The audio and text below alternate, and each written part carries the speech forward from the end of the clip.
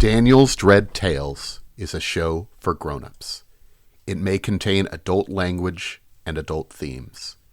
Please check the episode description for content warnings. Last time on Eternal Lies, our intrepid team of investigators, joined by new member Dr. K. Morgan, landed in Los Angeles, the city of angels. Their investigation led them to the names of Hollywood stars, as well as a safety deposit box filled with lascivious, disturbing photographs and an encoded account book. What connection do these new leads have to the death of their benefactor's father? With a night of nightmares behind them and a day of investigation ahead, they intend to find out. The die is cast, the pact is sealed, may God have mercy on our souls. It's Daniel's Dread Tales.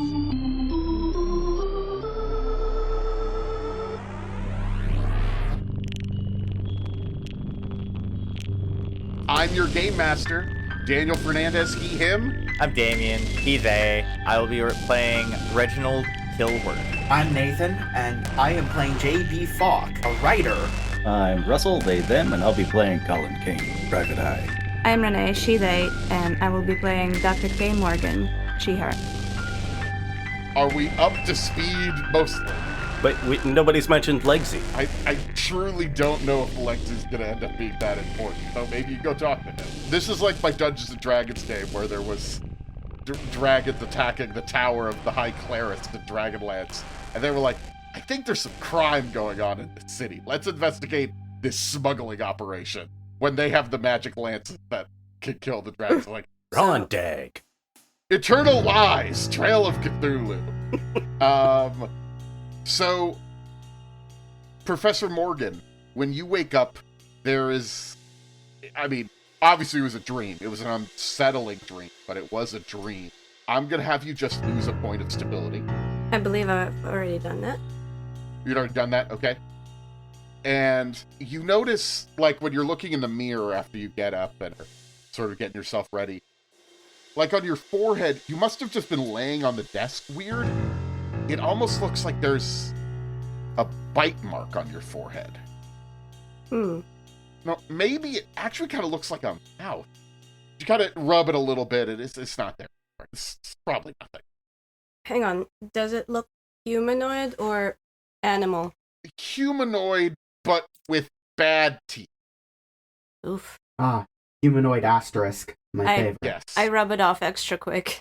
No, it's just one of those, like, weird indentations on your skin from where you're sleeping, buddy. Just a weird dream. Just a weird dream. Just a dream. You were able to decode the books last night. There you go. Yeah. 'Cause I'm smart. Yes. You also, because you stayed up so late, you started having upsetting dreams. But, Yeah, that's not... That's all it was. Yeah. Just exhaustion. Sometimes you gotta take one for the team. It's fine. So you analyze the book, you're able to figure out, especially with some help from... Who was helping? Somebody helping you? Reginald. Reginald. Yeah. Reggie was helping a little. Yeah, because I can also do the decoding thing. Yeah, you guys were able to decode it more or less. They actually were using existing ciphers, but like a weird combination of several of them. And now you have what appears to be an account book. Somebody who has a better understanding of accounting that could probably help you figure out that part. Well, do I at least know what the accounts are of? You see that there are a bunch of names, but all of the names are Slick, Moses, Umbrella, N. All yeah, like nicknames. At least code names, Yeah. Or aliases? And it seems like something's being transported. If you were to hand it to an accountant, they might be able to understand it a little better. Am I the only one with accounting? Probably. Most people decided that accounting didn't seem that important. Weird. I mean, the whole point of Gumshoe-style stuff is that as long as one person has a skill, the team has a skill. Yeah. So what does everybody do when they wake up in the morning? We saw a little bit of Dr. Morgan in the morning, mostly me talking about the weird dreams you had, but what does everybody do when they're waking up and you guys all like sort of meet up? What's the plan? Well, we know Falk and, what's my character's name? Kane are sharing a honeymoon suite, so They wake up together. That is Alrighty. true. We are doing that. Yep. Yeah, I throw on the fluffy pink bathrobe and brush my teeth, that sort of stuff, before going out to meet the day. I have to imagine Bach's morning routine is something along the lines of, like, literally roll out of bed, hit the floor, kind of drag himself to his feet, and then start getting ready for the day.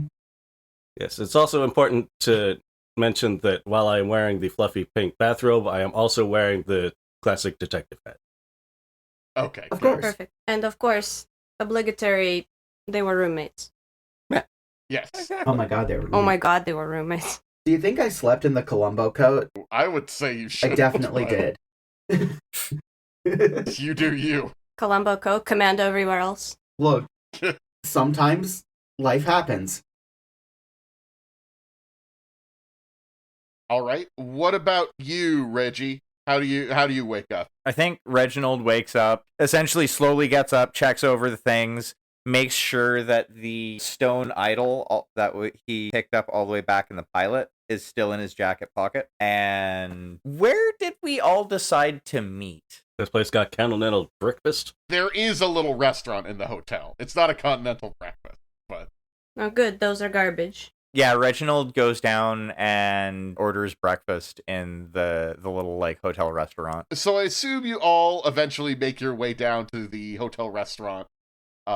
And unless there's anything else we want to have establishing character moments of like what you're eating or anything, we could probably plan the day. I kind of want to say, because my choices sort of reflect my worldview and what's been happening in my life, that my breakfast is super decadent. Okay. A very, very tall latte with like a mountain of whipped cream on top, and waffles with another Okay. mountain of whipped cream. Gotcha. Regular breakfast and the stiffest cup of coffee you got. Okay, sounds good. Reginald goes for the largest truckers style breakfast that they seem to have. Okay. Lovely.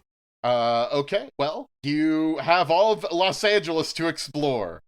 What leads are you going to follow? What clues do you want to discuss right now? Well, it looks like we ought to look into this Richard Spen fella. You guys make any headway with those accounts? As a matter of fact, yes. And I slide across the table the translated manuscript.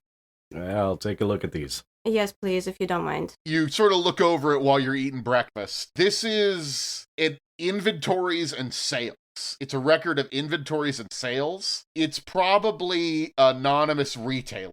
Those names that you're seeing there are clearly not normal people's names. Slick and Moses. Maybe Moses is a real person's name, but the fact that like Umbrella is another one of the names seems to be not real.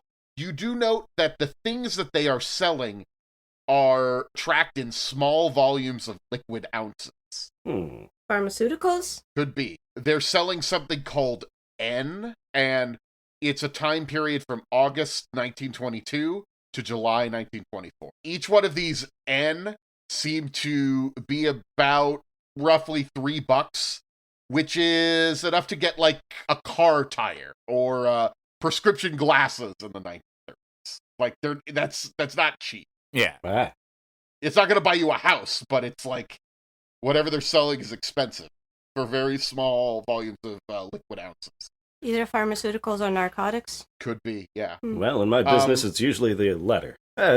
Actually, there's plenty of times where it's the former as well. I deal with a lot of depressed housewives. You do notice two names in there that you recognize, Black and Town Car. I know these words. They seem to be two of the people involved.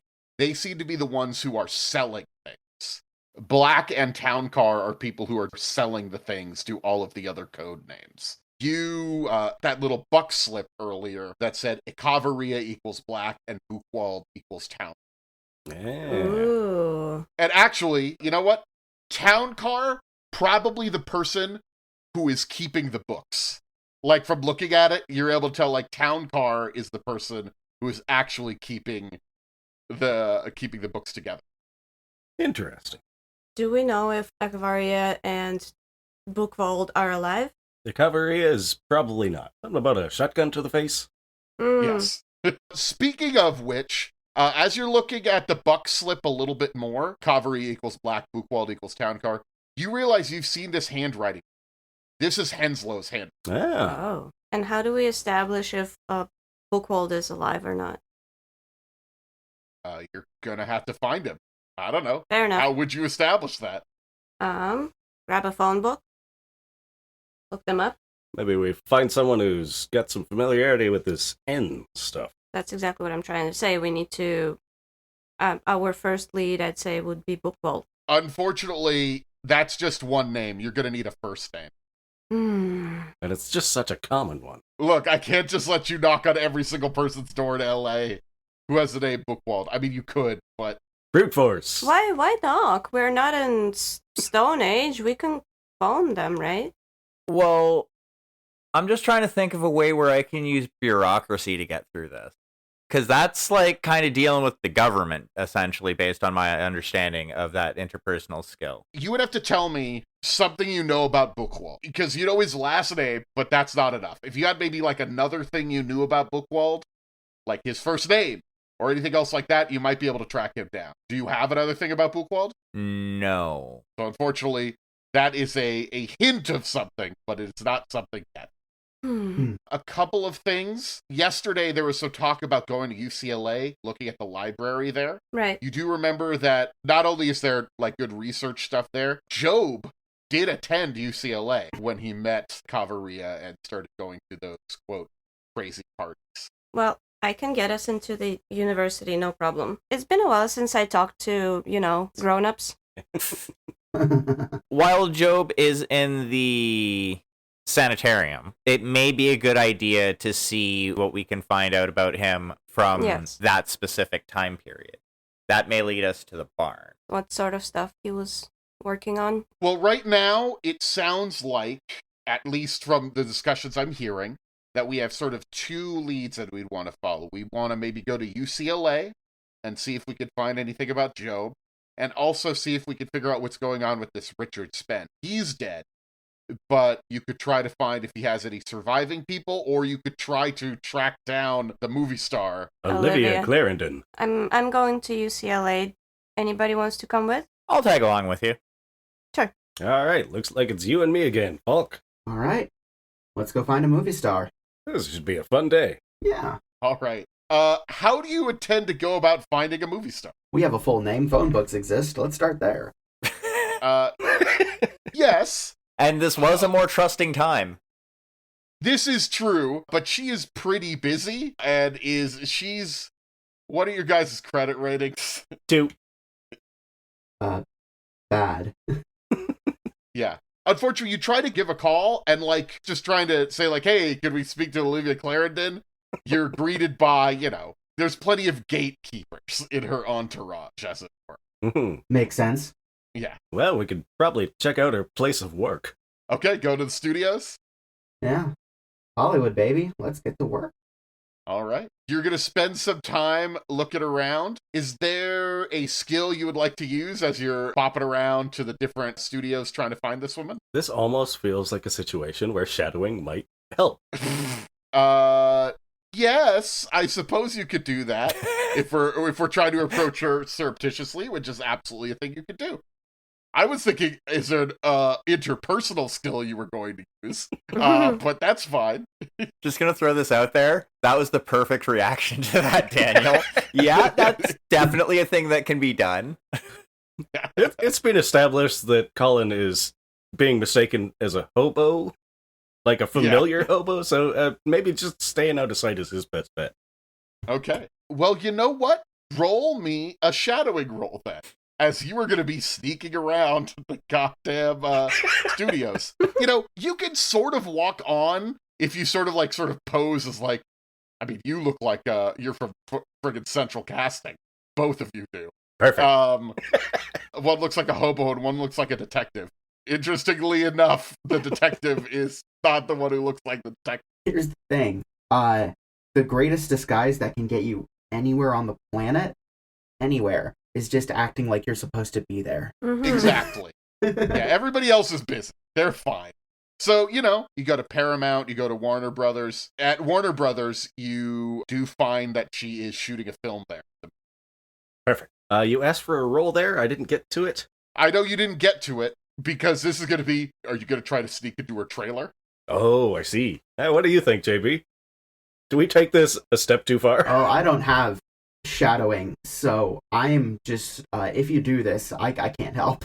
And all my interpersonal skills are assess honesty, credit rating, and oral history. I mean, oral history is like you chatting with the people around the set. That actually probably lets you know exactly where she is, that oral history. That'll be handy. Okay, let's start there then. Okay. Also, would our points have refreshed over the night? Yes, your point should be refreshed. Yeah. Yay, I'm back to being more stable. Something like this, I shouldn't need to burn a point of oral history, right? If you burn a point, you could just get access to her. I think I could do something helpful here then. All right. I'm gonna do that. Yeah. Nice. So this comes across in universe as me just like chatting to people about the movies and the sets we've all been working on. Wink. Yeah, you're telling stories. You got that new script treatment. Yeah. Hey, real quick. I know you said you were going to restore your stability. You actually need, like, psychological help to restore your stability. It's all good.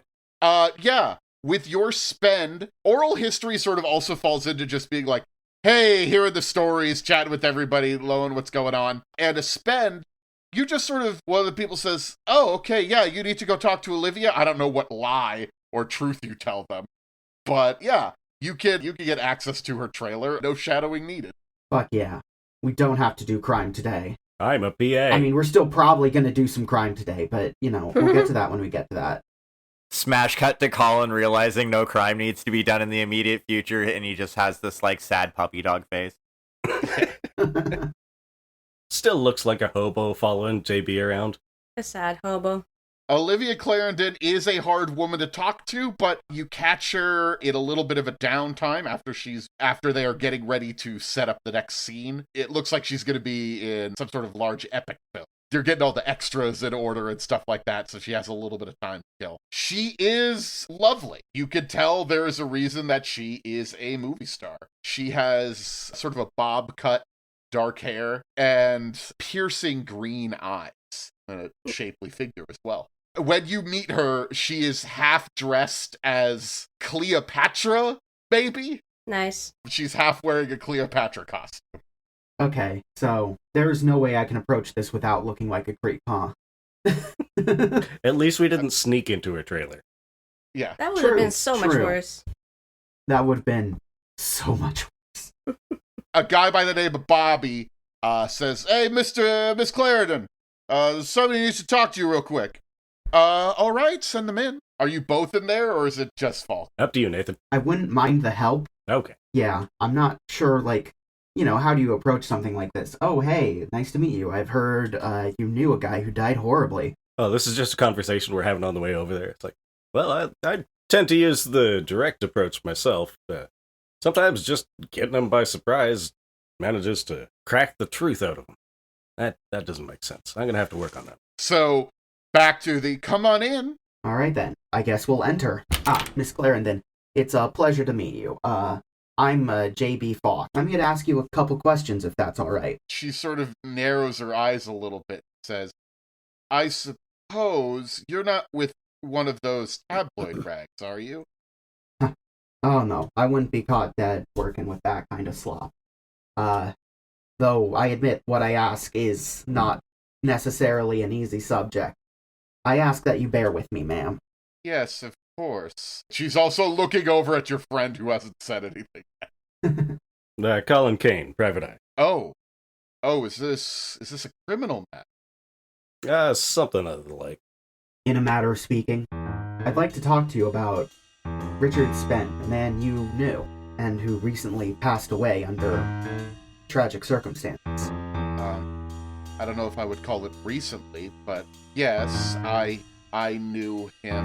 It's a tragedy what happened. Is there something important? I've spoken to his sister, gave my condolences. I thought this was all over. Unfortunately, some things like these don't tend to stay buried easily. If I could ask, what do you know of the manner of his death? Because in spite of him being such a high star, him being, huge, there are multiple extremely conflicting reports about his last hours.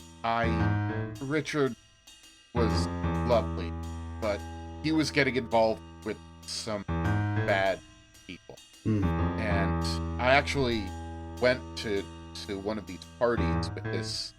He offered to introduce me to this man, Ramon Echavarria, and he said that he was like a big shot, and I thought, maybe he could help my career, but he was a depraved pervert of a man, devoted to Satan worship or something like that. I went to maybe 2 of the parties and then never wanted to talk to any of those people ever again. Including Richard? Well, I met Richard at those parties. We had known each other professionally, sort of tangentially. We got to know each other a little better because we had gone to the parties together. I was actually first introduced to the parties by a man by the name of George Ayers. Ayers, he was a professor at UCLA.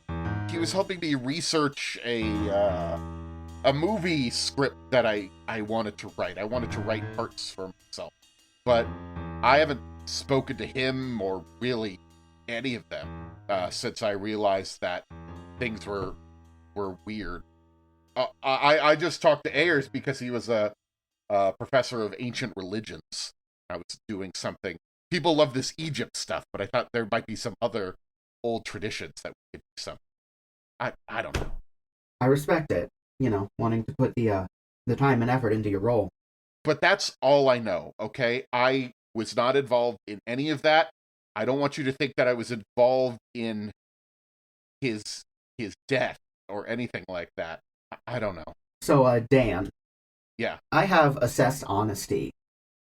About how much of this can I trust? She's telling the truth about this the best that she knows. She also is very bright, and you could definitely tell that she got here to the top of the heap in Hollywood because she's not only just charming and nice, but also she's got a smart brain and is definitely not going to tell anything that's going to hurt her. If that makes sense. But also she's not lying. Right. Would me using some reassurance here to reassure her that we'll keep her name out of anything that stems from this result in any more information, or would I just be wasting my time? Yeah, you could use that. All right. There's one more thing I remember. Honestly, I haven't been able to forget it. But at one of the parties I did go to, this Cavarria was having sex with a tangle of other people, men and women, on this couch. And I don't know, it looked like there was a mouth on the couch. And that it was participating. That's fucked up. Yeah, it wildly can't have been fucked true, up. of course, but even 10 years later, I just can't get that picture out of my head. Understandably. Well, now it's in my head, thanks. Yeah. You do remember there were a couple of couches in the photos that you saw. Any of them had a mouth? You would have noticed a mouth, probably. I mean, you could go back and look at them really closely to try to find a mouth. It definitely will be good for your sanity if you start staring at those photos looking for even more terrible things.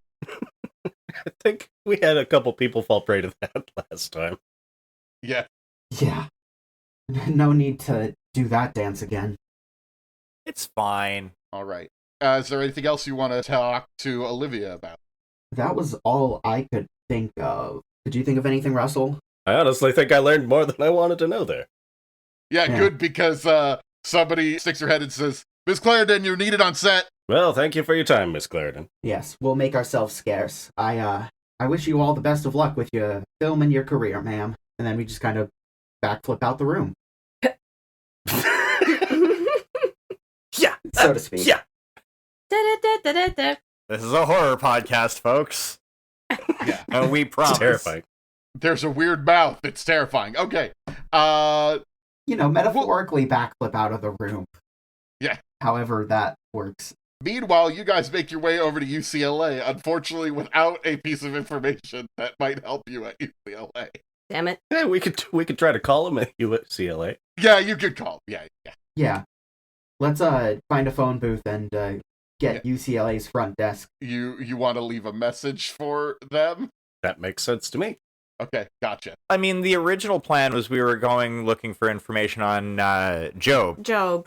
who Yeah. we do have both his first and last name.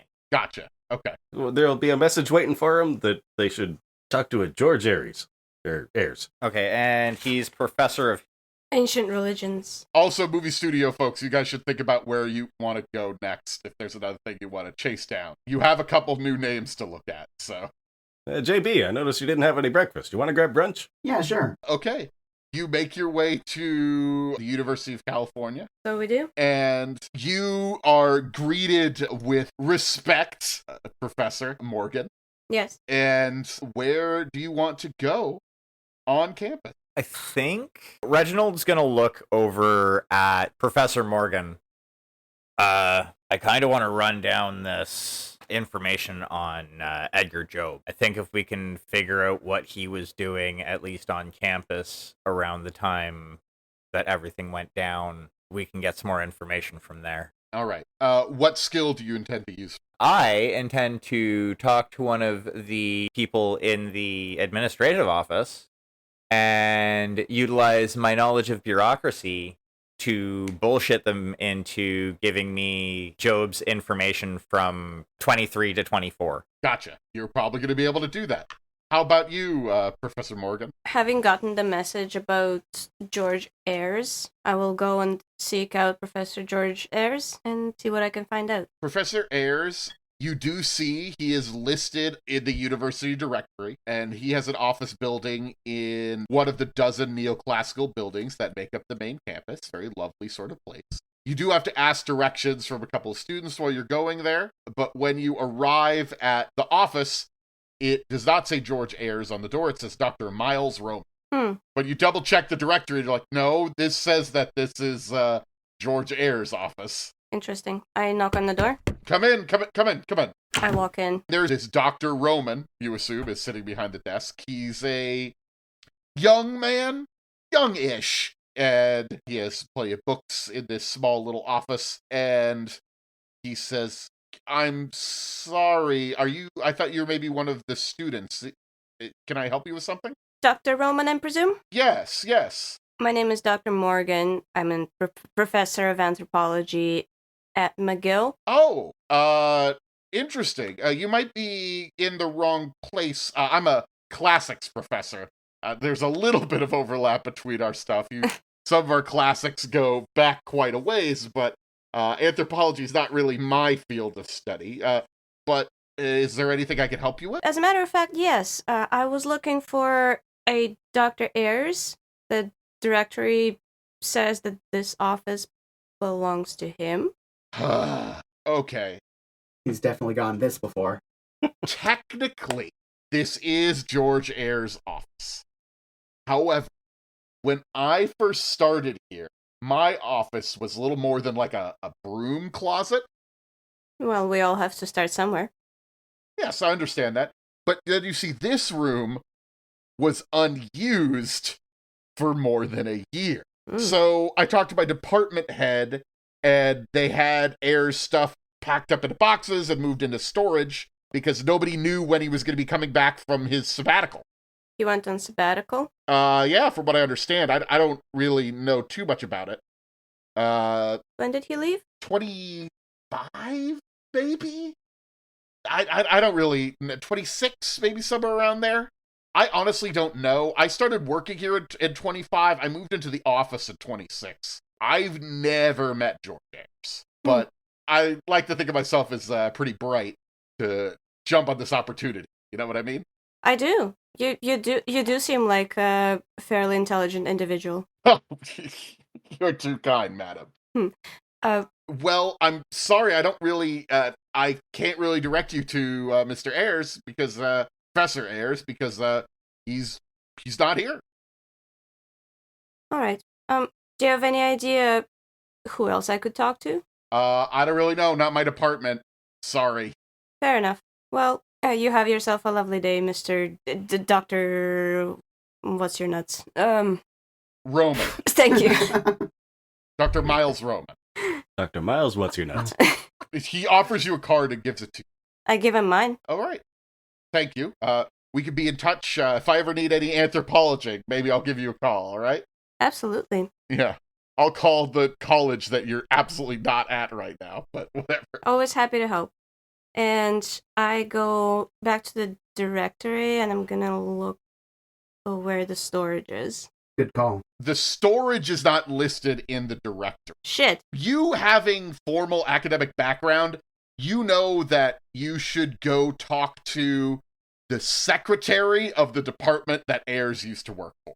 Okay. They would be the person who knows what's going on. Then I head to the Department of Anthropology. That's underneath the history department. That's within the history department. But yeah. I head to the history department. And you meet up with a woman who looks like she has been working here for too long. Named Samantha Burnish. Samantha... Burnish. Miss Burnish. Hello. Yes, hello. How can I help you? I am Dr. Morgan of McGill University. Oh, I'm sorry. And she opens up her files. I don't have. Did you have an appointment today? As a matter of fact, I don't. I'm just here visiting.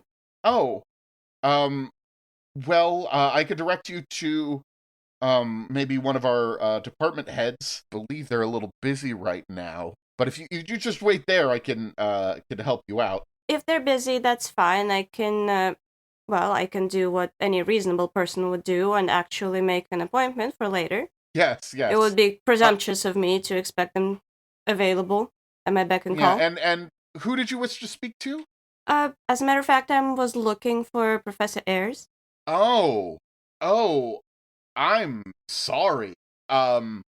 Professor Ayers hasn't been here for a few years now. You don't say. Yeah, he's on sabbatical. Is he? Yes. He was going to Africa. Ethiopia, I believe. I actually helped arrange the trip. It's been a while. I think he was going on, he said it was a dig? I don't know, it's been so long. I'm gonna look disappointed and I'm gonna say, well, that's too bad. I was hoping to take a look at some of his research because I need to reference him in the paper I'm writing right now. Oh. Huh. Well, do you think, can I use flattery? You can use flattery here, yes. If you burn a point, you are going to get access to all of his stuff. Yes, I'm going to burn a point of flattery. Okay. If only there was some way that I could get access to it. I just need to double check that the reference I'm using is correct. I'm sure he wouldn't mind. Yes. I guess, you know what, darling? That guy was a bit of a creep. And I was sort of glad that he was gone, but you're lucky that I'm still around. I know how these things work. Look, there's a university-owned warehouse. It's on the other side of town, but I could give you a key. Oh, would you really? And here, and she signs an access paper. If anybody asks, McDunn also signed this too, okay? She says, as she signs a Dr. McDunn on it as well. Crimes. Yeah. Oh my goodness, you're too kind. That is so sweet of you. Thank you so much. There's a lot of stuff in that warehouse, so it's gonna take you some time, but hopefully this will be able to help you out. I'm sorry I can't be more help, sweetie. Oh, you've done more than I could ever hope for. Thank you. How brown is my nose right now? Extremely. Mm-hmm. Meanwhile, over in the administrative areas dealing with students, we have Reginald. Yeah, the one who looks really out of place as they're wearing an eye patch. Yeah. I was a veteran, damn it. Yeah. It's on his left eye today. Okay, right. We don't need to play out every scene here. Bureaucracy is going to be able to give you his grades. He seems that he was mostly doing math coursework, and he seems to have gotten mediocre grades. There weren't any other classes other than, various mediocrely graded math classes. He took a couple of other, general ed requirements, but it seems like he was interested in math in particular. Huh.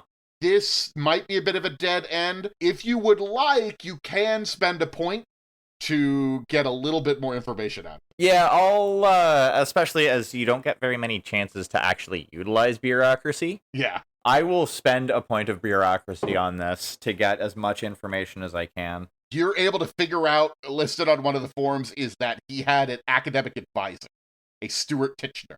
And Stuart Titchener is in the directory here. Okay, so he will be Reginald's next stop. All right. You meet up with Stuart Titchener, who is actually recently been sort of promoted up, as it were, and is doing less teaching of his actual classes and not having to be like student advisors anymore, so they have a lot more free time. But your bureaucracy is able to maybe even fudge a way in to speak to this person. Alrighty. So yeah, I'll knock on his door respectfully, because I'm assuming with his promotion he got his own office. Yeah, exactly. Or a better office. Yeah, he's doing well in the math department, and you're welcomed in, and he says, they were a little unclear. They said I needed to speak with you about something? Yes, Professor Titchener. Yes. I am Reginald Kilworth, currently working with a investigation in regards to a ex-student who you were an academic advisor for. I just need a little bit of information about them, if you don't mind. I've been an academic advisor. Well, I haven't been an academic advisor now for a couple of years, but if I remember them, I'll let you know. And Edgar Job. Oh, yeah, I remember Edgar. He was desperate. Very desperate, man. No. When I say that, it makes it sound like he was in trouble. He wasn't in trouble. He desperately wanted to be better than he actually was. He would put in all-night sessions working on difficult math problems, and he would come after all night, bags under his eyes, triumphantly showing me his completely wrong conclusions. The kid wanted to be a good student. He just didn't have it. Looking for something new to distract you during the inferior holidays between now and Halloween? Look no further than Black Plague, a new Delta Green podcast following a gang of varied experts investigating some mysterious disappearances and an even more mysterious sickness in Alaska in the distant year of 2024. You want bespoke music? They've got you covered. You want consistent sound quality? They've got that too, also ouch. As an added bonus, it's new enough you can start listening and be in the circle of death faster than you can train a horse to speak. I don't know why I used that example. Don't worry about it. It still works. Check him out wherever you get podcasts. Hi, this is Daniel, and I'm here for a sad announcement. After 2 years of Daniel's Dread Tales, we're going to have to start asking you for money. You see, we all have day jobs, and as we continue to work to improve the show, the expenses do add up. We've upgraded 3 mics, a few computer components, and got ourselves a website, just to name a few things. And throughout this entire time, Nathan's laptop has been making truly concerning noises. So when it eventually explodes, we might not be able to hear from Nathan for a while. So please check out our donate link, which is on our link tree. We would really appreciate if you donate. Though, if you'd like not to donate, we love all our listeners equally. Maybe we like the ones who give us money a little bit more, though. Come on, you know. Interesting. So these conclusions, was he trying to mathematically prove something? He was trying to... He thought that he was going to be able to create like a new mathematical theorem. He was biting off more than he could chew. Instead of focusing on his lower level assignments that you need to acquire the skills to do this, he's already trying to solve like unsolved equations that have existed for centuries. Not only could he not solve them, the first step he would take, he would just mess up. Interesting. Yeah. And you say he kept trying with this? Well, he did until, he just disappeared at one point. I assumed he just realized that his pursuits were largely pointless and he started doing something else with his life. Ouch. When he disappeared, that was in 24, correct? That sounds right. I can't remember the year in particular. Very well. One last question, and I know that it might be a difficult ask. Do you happen to have any notes about your meetings with Mr. Job? I think they could really help out, if at all possible. I don't think we have any paperwork involving him. If that stuff existed, you would need to talk to the bursar I guess not the bursar. I don't quite even understand all the bureaucracy here, but I don't have any of those records. I suspect that no one will have any of those records. I'm sorry. We don't hold on to student work or anything. No, I wasn't talking about his work. I would assume being a successful and tenured teacher such as yourself, that you would have notes about the students that you've worked with that you've taken for your own reference. I do have notes on some students, the good ones. Oh, burn. The man was obsessed, but he seemed like he just wasn't cut out for it. Very well, very well. Well, I thank you very much for your time. Yes, of course. I'm sorry I couldn't help you with your investigation. Is he in trouble? You know what, actually, don't. And he puts his hands over his ears. Actually, don't tell me anything. Very well. Have a great day. When you, I assume, relay this information to me, Professor Morgan goes, well, it sounds like he was an excellent student. What he wasn't good at is math. He was a poor mathematician. The fact that he was trying to make a new type of math, that strikes me as odd. It is also very admirable. Maybe a touch misguided. Knowing what I know about what he is involved with, I think there might be something more to it. Something? What sort of something? Well, the barn fire that he was a part of, they had apparently summoned something from the descriptions of some sort of horror from beyond the stars. Right. And you think he succeeded at some point? And the equations is how they summoned the entity? No. The weird sex rituals from those pictures was basically how they had summoned the entity, from everything we know in the conversation that Falk and Kane had with Edgar Job. What if it's both? Could it be both? Potentially. Interesting. I don't know how much you know about this, but anything is possible. As Reginald is saying that, his hand is creeping up to where the small stone glyph is in his jacket pocket, just reflexively. Other than that, I wasn't able to find too much information about Job. What all did you get? I suspect that we might require the skills of our companions. Maybe we should meet up with them. I'd imagine if JB and I wrapped up first, we'd head to the university. Oh, they'll meet you at the university. that That makes sense. That makes sense. Because you guys don't want to both drive back to Long Beach. That's your whole fucking thing. You meet up, you trade your information, you have a couple other names here that you could maybe investigate. Yeah. All in all, successful Tuesday. I don't know if it's a Tuesday. It is now. Perfect. So, which one of these leads do you want to follow? Well, Morgan is eager to find out about Ares. I would say, not to tell you what to do, but actually to tell you what to do. Haha. You have the name, you have a Kavaria's first name Yes. now. This was the Yes. guy who was the leader of the cult. Yes. Maybe this should be somebody that you're investigating. Yeah.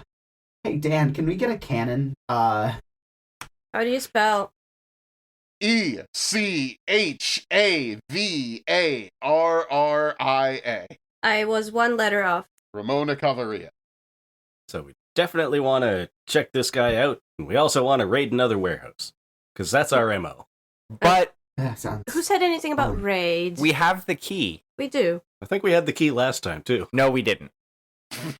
We did not. We did not We had have the to key. the safety box. You had a key. Yeah. You had a key. Yeah, Oh. we had the key to the safety deposit box, but Unless you conjure crowbars as keys. Why wouldn't I? I guess anything is a key I rest if you my try case. hard enough. When all you have is a hammer, everything looks like a nail. Where would we find out about a dead person? Library would have obituaries, I suppose. Library use does seem like a good place to start. Mm-hmm. City Hall probably has some, or may have some information on if they had any property or anything like that. You could go to City Hall, the LA County Recorder's Office, maybe even the library, all of which are downtown. Actually, the recorder's office would probably be a smart idea, because that's like basically where all the records would be. Mm-hmm. You could even call the county recorder's Yeah. office, I suppose. Oh, damn. Yeah, because Sort you of. know, Time saving. telephones, they exist. I forgot that somehow. Yeah, I think that'll work. Giving a call to the quarters office is a combination of bureaucracy and stuff there, Bureaucracy and flattery. and flattery.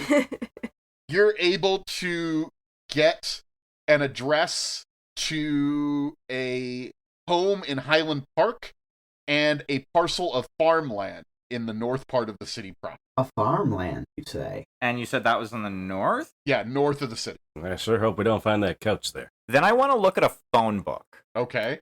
I assumed you already were when you called. I want to look at the address, the Highland Park address that I was given. Am I able to find Ikavaria's name in the phone book? Yeah, no Ramona Cavaria.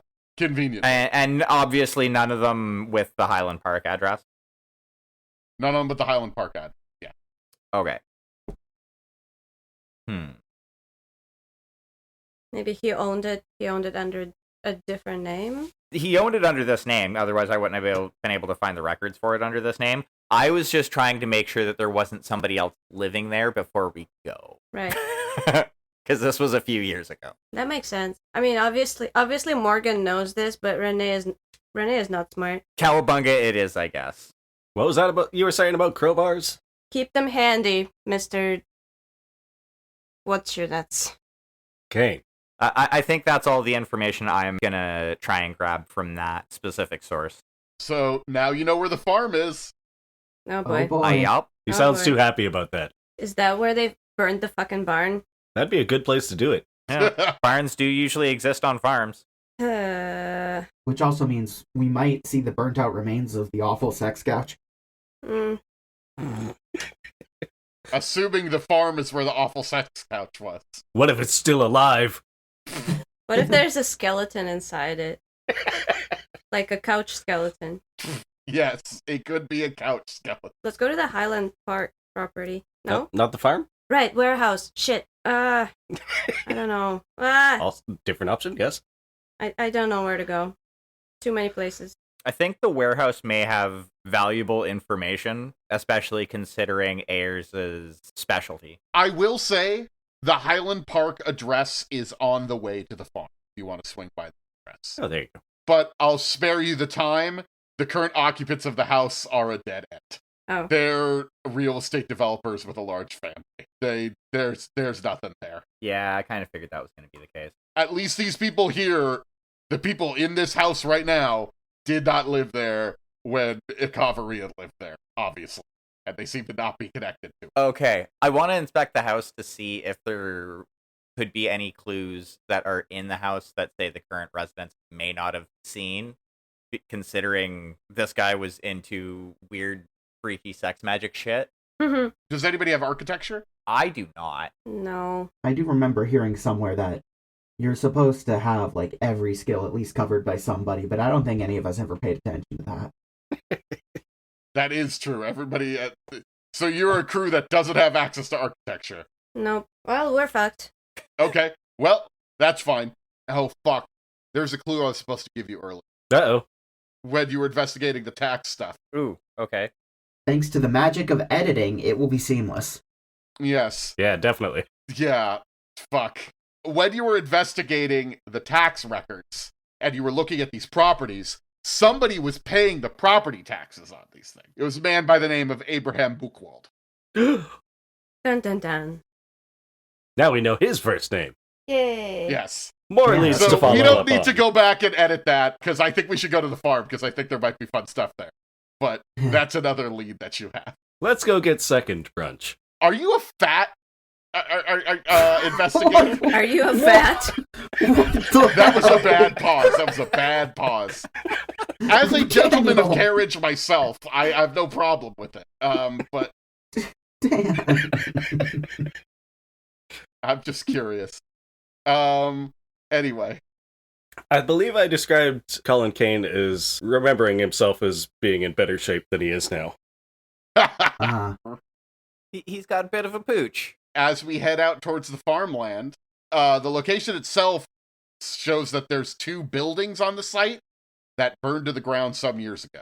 Probably one of them seems to be large and one of them smaller, maybe a barn and a farmhouse. As you're looking around, you see that there is a construction crew on a hill nearby, and they seem to be working on something on the adjacent land. They're erecting like a dozen houses.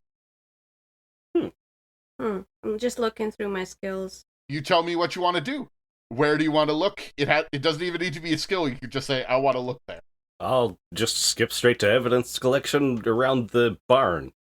I'm just wondering if the construction, like how relevant the construction crew is, and I wanna investigate everything. Okay? You go talk to them if you'd like.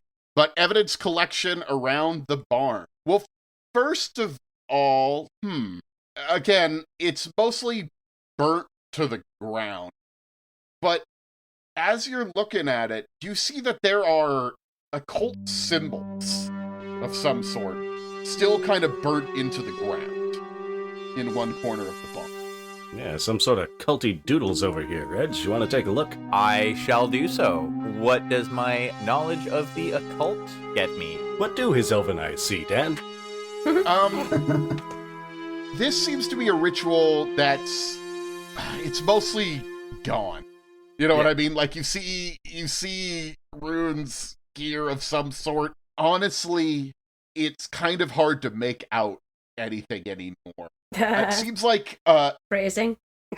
it was Shit. drawing attention. Maybe this was designed to draw attention, like mystically. Like, that's the last thing you should ever do with magic. Just broadcast yourself out into the universe like, hey, here I am, I'm a human, and over my head, our flesh is succulent.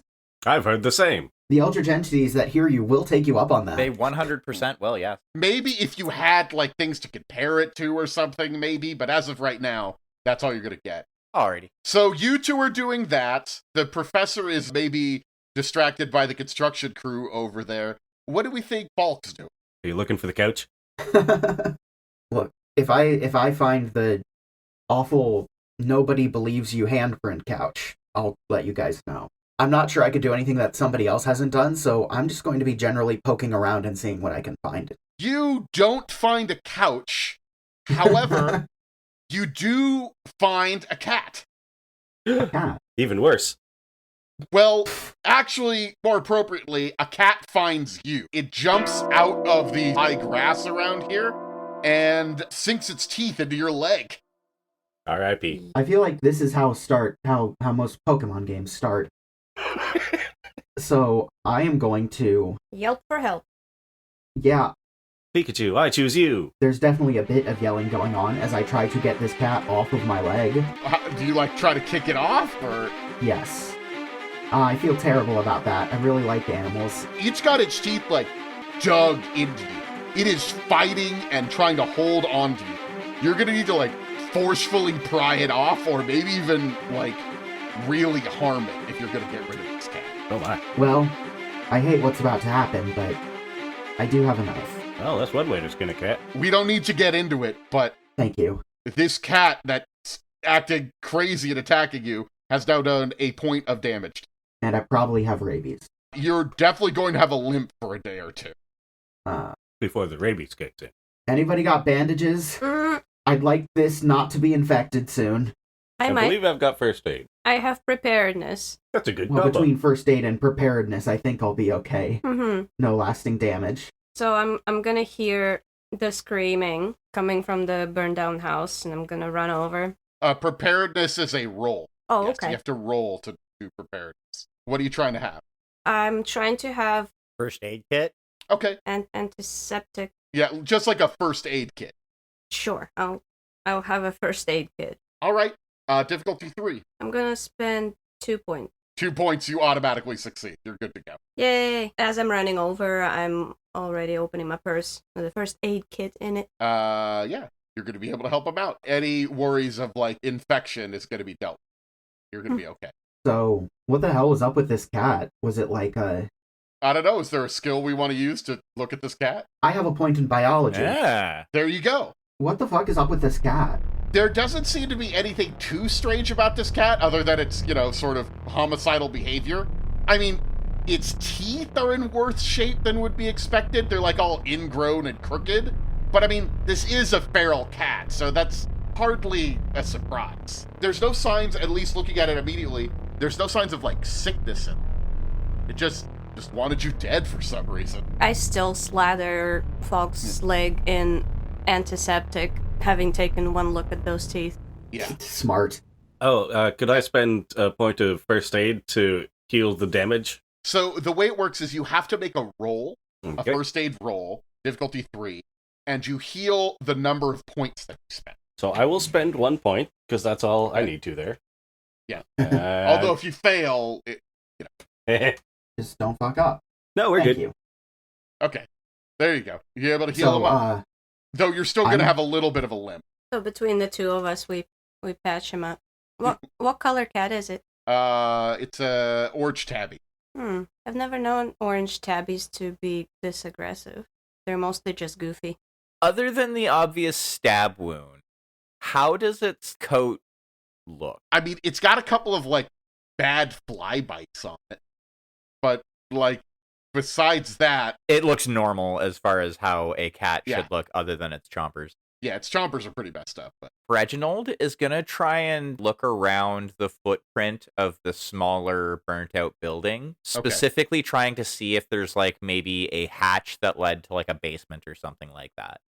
Because, like, Reginald knows that the magic-y types usually try and hide that shit, you know, behind locked doors to keep prying eyes away from it. You don't find anything like that, though you're going to keep looking around. I will note, though, Dr. Morgan, I know you were sort of looking at the construction crew. There's definitely at least half a dozen construction guys that are now all explicitly watching from the hill. That's creepy. Yeah, that's construction. I was just about to ask them, in general, what were they working on? Anybody going with her? I'm wrapping up JB's leg, and I say, all right, take 2 of these and call me in the morning. I offer him 2 cigarettes. Thanks, I say, pocketing the cigarettes. Just gonna offer my sweetest smile. I'm gonna go, just a feral cat. How strange. Have any of you fine gentlemen ever noticed it before? Oh, yeah. I haven't really been over there, says one of the guys who steps forward. That's we're gonna build a house over there eventually, but we're working on the stuff over here. Oh, well, what is it that you're working on, sir? Building a new development. You know how it is, single-family homes. We broke ground a few months ago. Right. Has it been going smoothly for you? Another one sort of chimes in. Yeah, ever since we stopped trying to build over there. What's that, sorry? What happened with that property? Another one says, it's nothing, miss. It's nothing. There's like some rattlesnakes over there. A wild dog. I think just the grass is a little taller over there. Stuff's able to hide. It's no good. We all sort of figured, we can start building over here. Huh. Why are you looking over there? Says a different one. I'm sorry, I didn't even get your name. I'm Jerry. Well, hello, Jerry. My name is... Yeah, I'm Jerry. I'm the foreman here. Oh, so very nice to meet you. My name is Kay, and I am here, as a matter of fact, with my crew of paranormal investigators. Oh! So we would actually love to hear all of your strange experiences around that property right there. Hey, Tony! Yeah? Didn't you say you were having, like, weird dreams when you were working over there? Yeah, I guess. I don't really want to talk about it. We talked about this. Yeah, he said he was having bad dreams. The animals are all weird over there. It's just bad voodoo, okay? Maybe that's why, I don't know. Maybe there's some sort of magic shit that happened over there. I'm sorry. Mind my language around a lady. Thank you. Appreciate it. I'm making notes. But my name's Jerry Kelly, by the way. Jerry Kelly. Very nice to meet you. Who your friends? What brings somebody like you out here? Investigating this? Like, is there like a ghost or something? What's going on? Well, we as paranormal investigators mostly rely on the word of mouth. People talk about that place. Oh, who's talking about that place? I'm just kind of curious. I'm just kind of curious, you know? Just honest working folk like yourselves. Yeah, okay. Did you talk to one of my guys? Did one of my guys tell you to check this place out? Tony, you told him about your dreams? I didn't tell him nothing. I never met this broad before, okay? I'm doing my work. I'm doing my work, okay? And sort of the rest of the crew has sort of gone back to work now that Jerry has sort of waved them away. A little. Okay, I'm gonna go, well, I'm not here to pressure anybody to talk about anything they don't want to talk about. Well, no. I could have them. No. I'll talk to all the guys. Is there like we could like send you a letter or something, give you a call. We'll see if we could get any information. Sure, that would be lovely, and I'm gonna give him my digits. Yeah, it seems like he maybe has a little bit of a. He thinks you're a little cute. Oh boy. Sure, I'm gonna lean into it. I bat my eyelashes a bit. Yeah, sure. I'm just gonna write my number on his. For like the hotel? Yes, for the hotel. Oh my. For my room. Oh. And again, miss, I hope I'm not being too forward. I'm fascinated by this paranormal stuff, you know? You and me both. All That's right, why we're right. here. And, yeah. So you said you were, I'm sorry, is it Kay? I want to make sure I get in contact with the right person. Yes, the name is Kay. I'm sorry. Do you have a last name?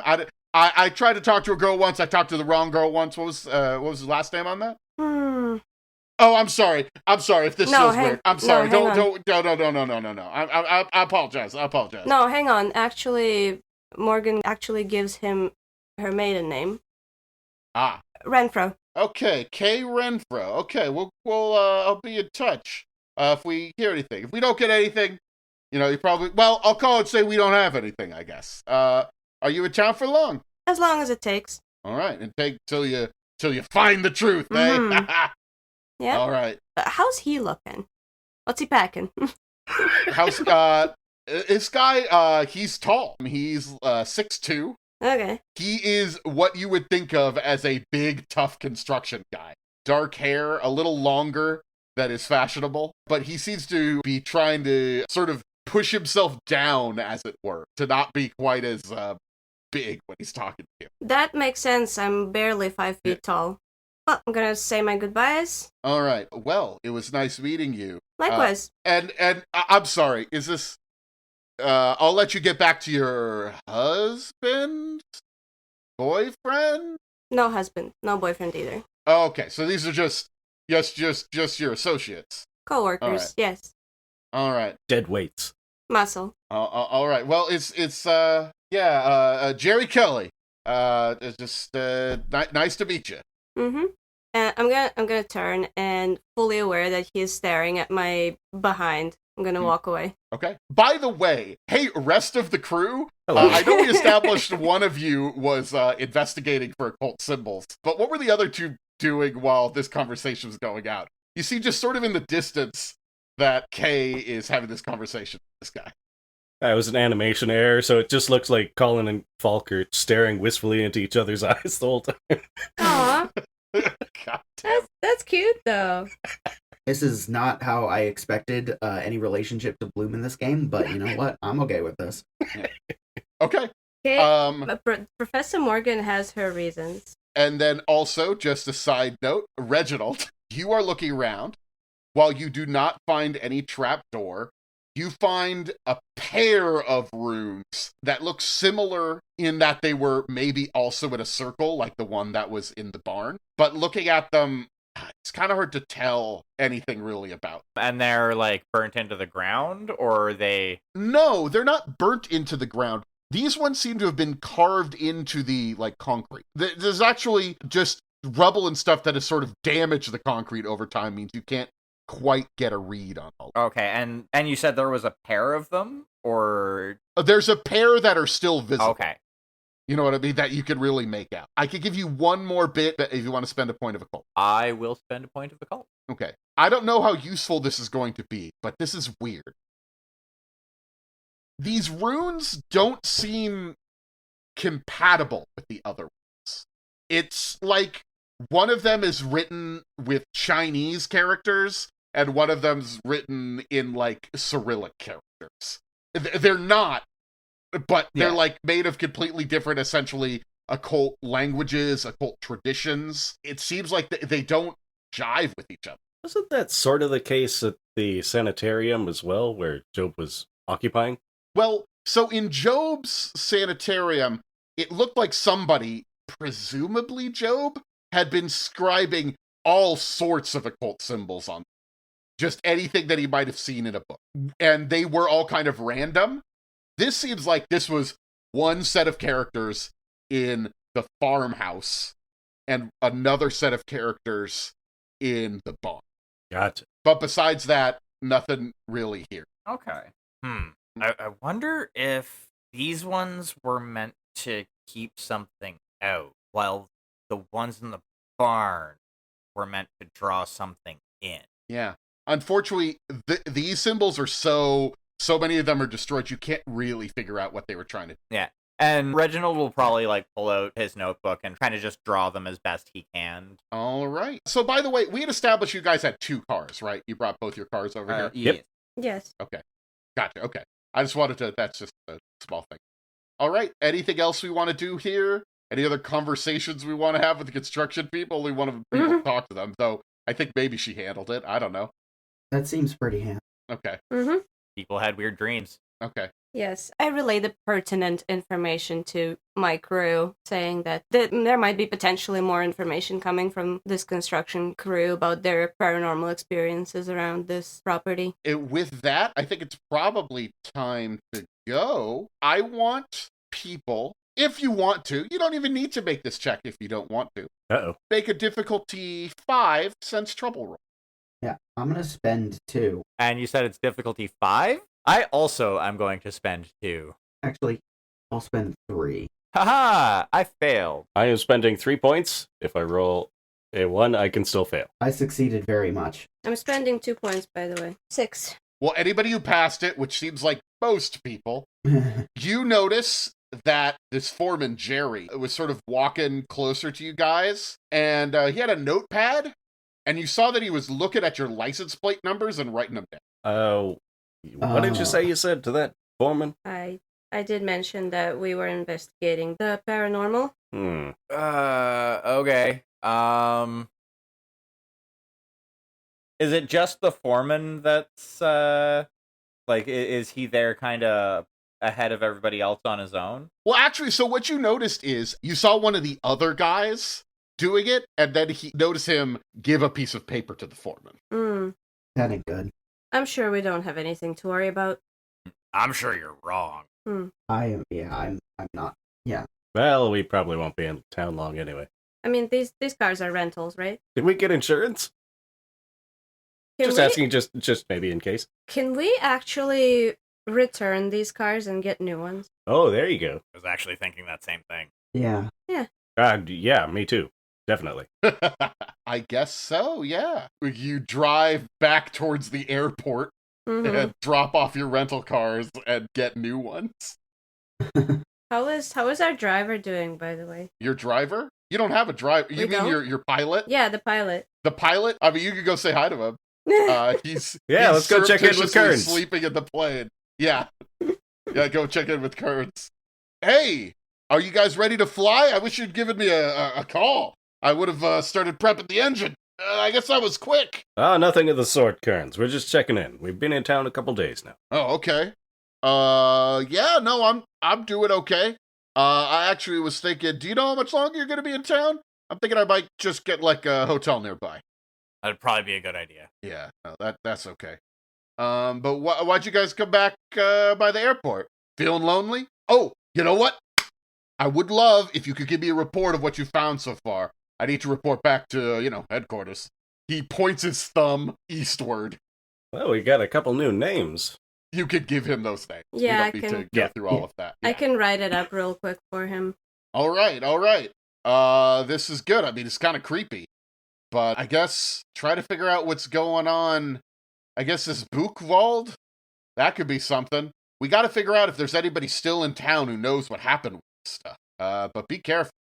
Be careful. That's the plan. All right. Stay safe, Kearns. Yeah, no, I'll be fine. I can take care of myself, he says. Don't get dramatically exploded at a weird moment. No. It's way too early for me to get killed to bring pathos.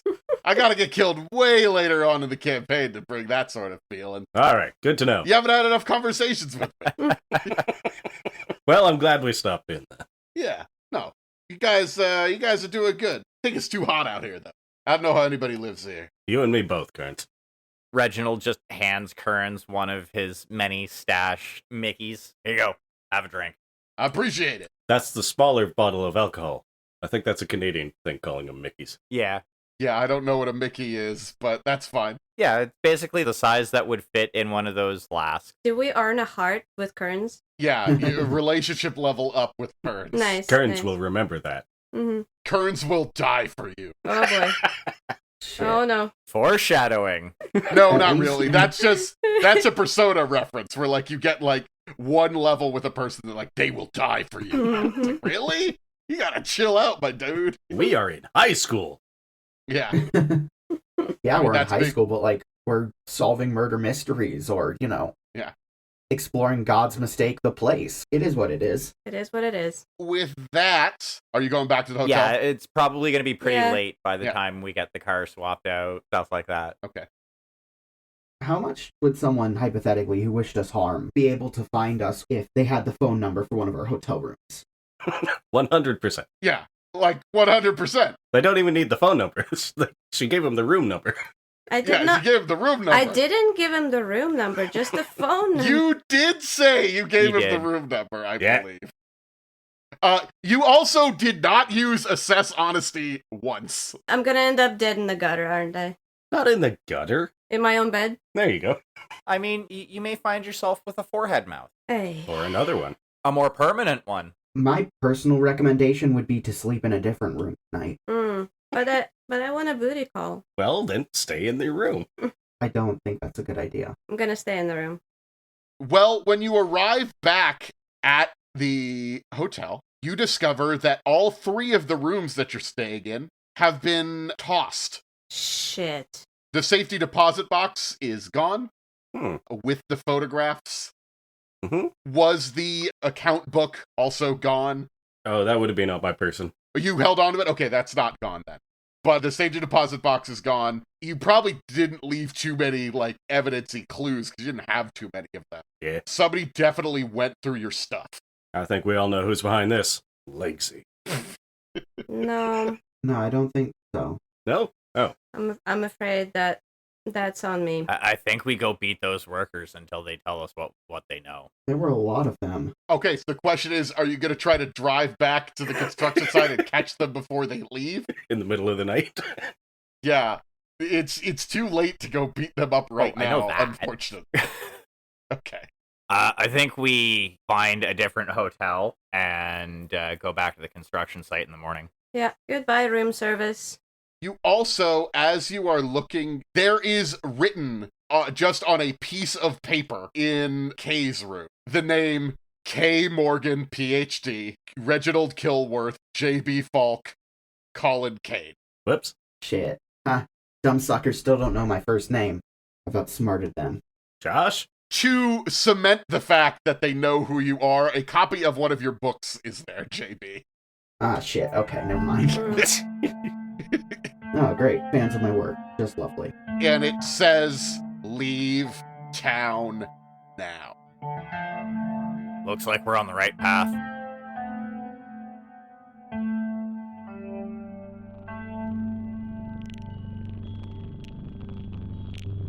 Thanks for listening. Daniel is our GM, Renee plays Dr. K. Morgan, Nathan plays J.B. Falk, the writer, Damien plays Reginald Kilworth, the veteran, and Russell plays Collin Kane, the soft-boiled detective, in addition to editing, sound design, and also talking right now. Our theme is by Claire L.W., and our album art is by Trinity the Tea Time Witch. You can find links to things like our Discord and social media in our link tree in the show notes or on our website, danielsdreadtales.com. Additional music used in this episode was made by me and Renee. Hope you liked it. Again, thanks for listening, and until next time, talk to strangers. Maybe they have the clues you need to save your tenuous grip on sanity.